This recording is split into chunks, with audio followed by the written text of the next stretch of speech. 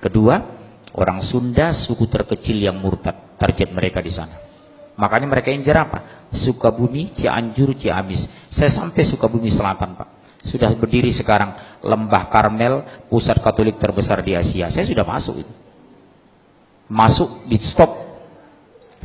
Papa saha kan? Abdi mas itu orang. Dari mana? Dari Jakarta. Dengar situ orang, dikiranya saya pendeta. Bebas masuk. Kita bawa ini. Badeka mana? Saya bilang, badeka luhur. Sabar orang, tilu orang. Saya bilang, dari mana tuh Pak? Abdi mah dari Jakarta. Mendengar situ orang, oh bangga. Abdi keluhur, Bapak tahu itu. Bukan Jatiluhur Pak, keluhur, naik ke atas gitu ya. Sampai di sana, subhanallah. Sudah selesai gereja katedral, gereja besar, lebih besar dari gereja katedral. Disitulah saya tanya, berapa banyak Sunda yang dimurtadkan? Lengkap foto-foto dokumen saya simpan. Terbang saya ke Palembang Pak, berdiri lagi di sana, hanya 7 km dari Unsri, Universitas Sriwijaya, Sekolah Alkitab Palembang, seluas 15 hektar. Bapak dari mana? Dari Jakarta. Oh iya, Bapak semua orang. Pimpinannya ternyata seorang Batak juga, Sinaga. Saya tanya, udah berapa lama berdiri? Udah 15 tahun. Oh iya, udah banyak yang orang masuk Kristen. Oh luar biasa Pak. Yang kita incar dari teknik fakultas, itulah saya dapat. Dari teknik ke dokter. Oh iya. Oh bagus. Di hati saya, dalam hati saya panas ini. Gimana bagus hati panas? Oh bagus. Saya tanya, daerah mana yang mau dimurtadkan?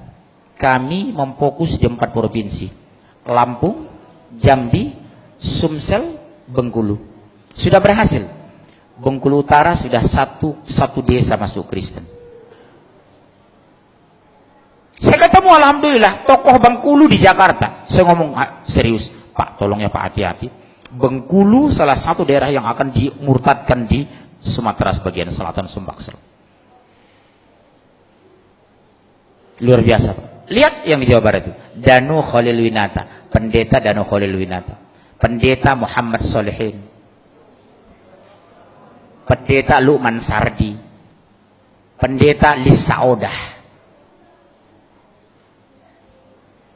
Saya bingung lihat umat Islam. Saya angkat ini nyaris tidak ada yang peduli. Padahal kata Rasulullah terhadap orang murtad, nasihati kalau mereka tidak kembali ke Islam, yang murtad dan dimurtadkan pancung. Makanya Amerika tidak suka sama Afghanistan itu, karena Taliban itu kalau ketahuan ada misi Katolik Protestan yang masuk ke Taliban, coba-coba murtadkan, pancung.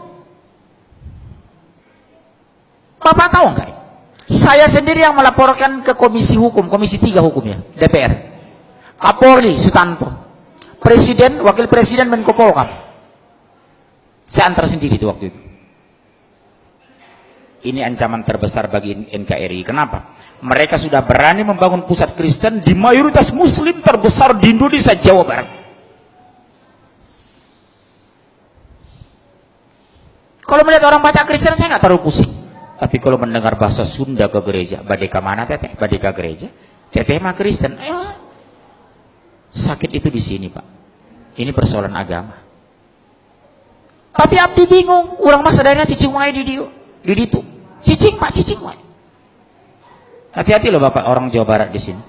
Peringatan besar Pak. Cianjur, Sukabumi, Ciamis. Saya keliling di 3 kabupaten ini. Kenapa Pak? Negara tidak pernah campur tangan ketika rakyatnya murtad. Yang kedua, demokrasi dan HAM dijadikan landasan melindungi pemurtadan. Betul? Bahkan zaman Pak SBY, orang murtad jadi menteri. Siapa? Menteri Kesehatan, Nafsi Amboy. Itu adiknya Profesor Dr. Hasan Walinono, mantan Dirjen Pendidikan Tinggi. Saya udah sampai ke kampungnya Pak di Sengkang itu. Dokter Nafsi Amboy. Itu Muslim Pak. Masuk Kristen. Dia itu sama-sama saya di PBHMI. Senior saya beliau itu. Nikah dengan Gubernur NTT, Emboy, masuk Kristen. Masih saudara dengan Nurdin Khalid beliau itu. Dari Sengkang beliau. Udah saya bujuk istri Pak Nurdin Khalid. Tolong Bu, bisa nggak dibujuk Ibu Nafsiyah itu ke rumah? Kenapa? Saya ajak dialog. Karena saya ngisi di rumah Pak Nurdin Khalid.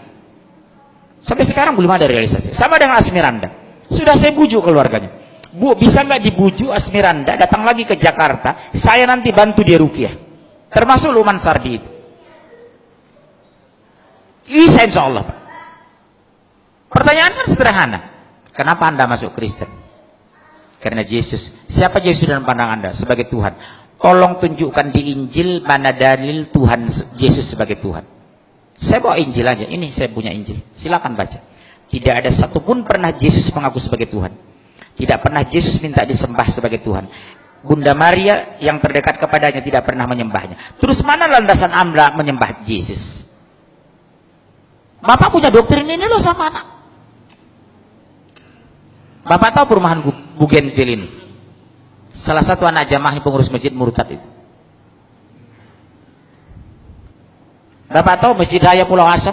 Ketua masjidnya murtad, Kolonel Muhammad masuk Kristen. Kolonel Marinir, Pak. Masuk Kristen menjelang meninggal. Ketua masjid Pulau Asam, Jakarta Timur itu. Orang kaget, Pak. Begitu didatangi melayat pengurus masjid, sudah haleluya. Ternyata menjelang meninggal dia masuk Kristen. Ketua masjid loh, Pak. Bilang apa gitu? Makanya sekarang penguatan di akidah di rumah tangga luar biasa nomor satu. Satu diantaranya apa? Dekatkan anak kepada Al-Quran. Enjoykan anak dengan Islam. Gembirakan anak ke masjid. Jadikan masjid pusat pembinaan anak Islam. Sekarang maaf. Begitu seriusnya kita di sini orang tua. Jujur, kemana anak-anak muda kita? Kenapa tidak hadir di sini? Jujur, ayo. Kalau anak saya paksa ke masjid ikut saya. Subuh itu anak-anak kecil saya bangun itu jam 4. Bangunnya nak, kita ke masjid ya nak, bangun nak, bangun. Nanti kalau terlalu capek kamu, habis dari masjid tidur ya nak. Tolong jawab ayah lo nak. 1 menit pun ayah tidak bisa masukkan kamu ke surga lo nak, demi Allah. 1 detik pun ayah tidak bisa mengeluarkan kamu dari neraka. Yang membuat kamu masuk surga kalau Allah ridho sama kamu lo nak, demi Allah nak. Doktrin saya seperti itu. Ke masjidnya anak, bujuk anak ke masjid, banguni dengan kelembutan. Sekarang maaf Pak, berapa banyak, maaf masih ada waktu ini, demi Allah Bu, berapa banyak kita bangga anak kita pintar matematika tapi tidak bisa baca Al-Quran. Berapa banyak alumni S2 dari Jerman tidak bisa mensolat jenazah. Betapa indahnya di hari kematian kita, imam jenazah adalah anak kandung kita. Di hari kematian kita, ungkapannya itu anak kandung kita, bukan orang lain.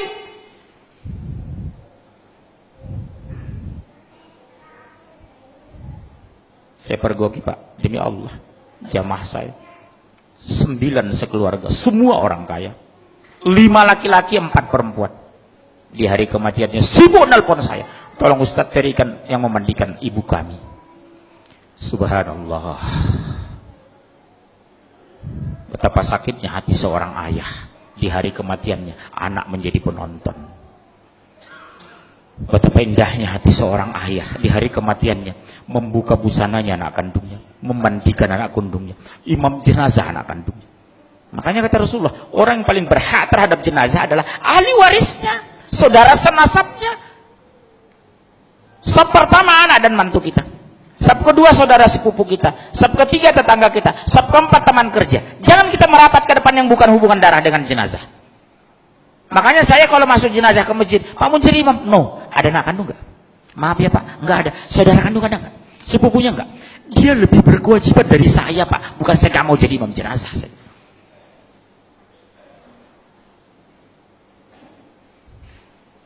Hati-hati loh Pak sekarang. Silahkan S2 ke Jerman, S3 Swedia, tapi basic agama harus kuat. Apa yang kita banggakan nanti di hari kematian kita Pak? Anak menonton jenazah kita, subhanallah.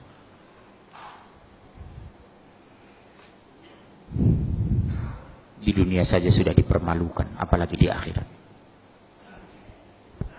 Begitu diminta pertanggungjawaban di padang mahsyar, apa yang kita jawab?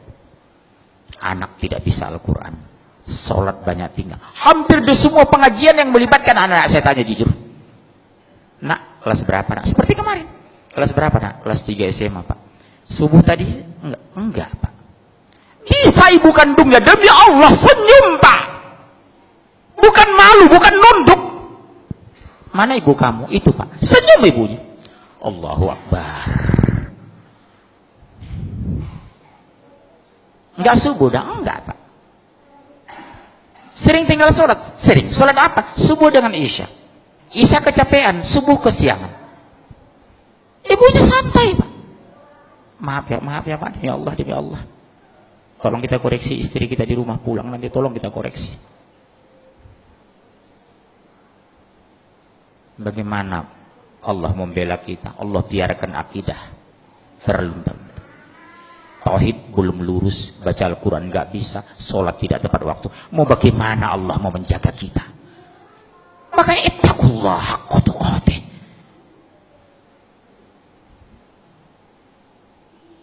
Jujur Pak, kita bangga kadang anak kita S2, S3, tapi kita koreksi agamanya. Sudah bisa nggak anak sholat jenazah? Kalau seandainya Allah takdirkan ayahmu meninggal, sudah bisa nggak mimpin jenazah? Masya Allah, subhanallah. Ini renungannya Pak. Saya nggak tahu apa ada masjid lagi 50 tahun lagi di Jawa Barat. Saya nggak tahu apa ada lagi sholat orang di Pasaman 50 tahun yang akan datang. Di sana Pak sudah banyak masjid yang kosong Pak, di Pasaman itu. Disuruh sholat, maaf saya pakai bahasa Padang. Anda adu piti di masjid. Bawa yang orang Padang Pak, hati-hati sekarang. Di Pasaman itu Pak, sudah banyak kita pergoki masjid yang terlantar, tidak ada azan lagi. Kita ajak sholat Pak, Pak ke masjid Pak, nggak ada uang di masjid, ngapain ke masjid? Sumbar loh. Yang dulu saya bangga dengan orang Aceh, yang dulu bangga saya dengan orang Padang, sekarang kebanggaan itu berkurang Pak, mungkin habis tergerus. Di mana lagi pertahanan Islam di Sumatera? Dulu saya bangga dengan orang Sunda. Setelah masuk saya Cianjur, ternyata sudah dipenuhi gereja. Makanya Pak, demi Allah, pulanglah ke kampung, pulanglah. Berjuang ini Pak, berhenti kita mati, mundur kita hancur. Subhanallah. Apa yang kita benahi? Kondisi akidah, tauhid ini. Di sini Pak, gak mungkin anak mau sholat kalau tidak mengenal Allah. Subhanallah.